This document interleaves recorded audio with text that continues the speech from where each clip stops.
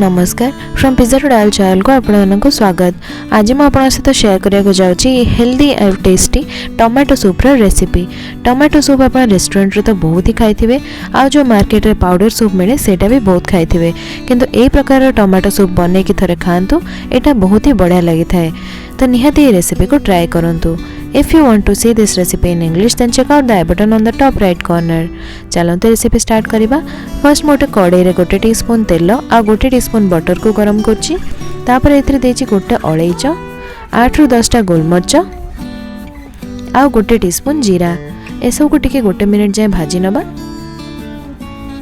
तापर मैं एथरे गोटे टीस्पून कटा अदा आ गोटे टीस्पून कटा रसुण देछि आ किछि धनियार डांग देछि एसब को मध्य किछि सेकेंड जाए भाजी नेछि।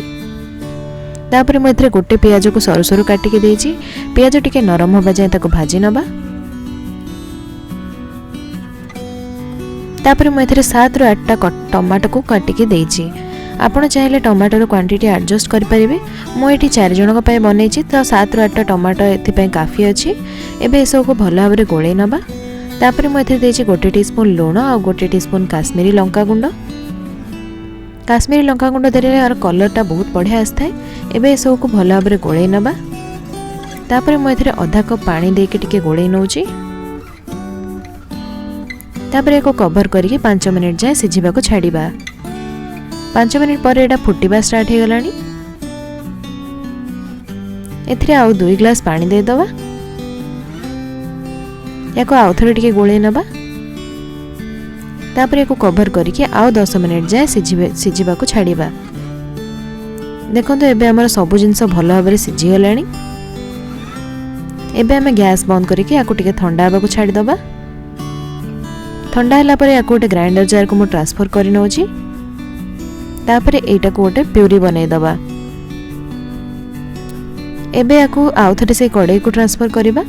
ता पूर्व याको भलो भाबरे छाणी नबा। या जो एक्स्ट्रा चोपा मंजी आ जोडा ग्राइंड हेनी से गुडा को बाहरी गले ही सूपटा भलो लागि थाए।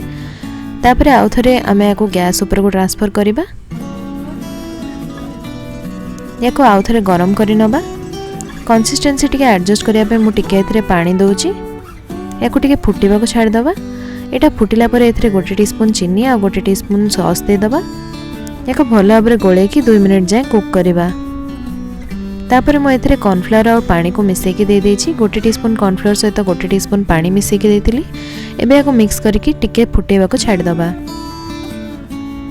एबे देखंतु हम टमाटो सूप रो कंसिस्टेंसी केते बढ़िया देखा होछि। याको एमते गरम गरम सर्व करिबा। टमाटो सूप ए प्रकार रे बनेले बहुत ही बढ़िया लागि थाए। आपण चाहिले या ऊपर ब्रेड को भाजी के क्रूटन्स भलिया पके के मध्य खाई परिबे सेटा भी बहुत बढ़िया लागे। तो ए शीत दिने ए रेसिपी को निहाती ट्राई करंतु आ मते जणांतु कि एटा आपनकर केमिति हेतिला। जदि आपनको रेसिपीटी पसंद आसला देन ए वीडियो को लाइक और शेयर करंतु आ मो चैनल को सब्सक्राइब करंतु। Thank you for watching. Good bye.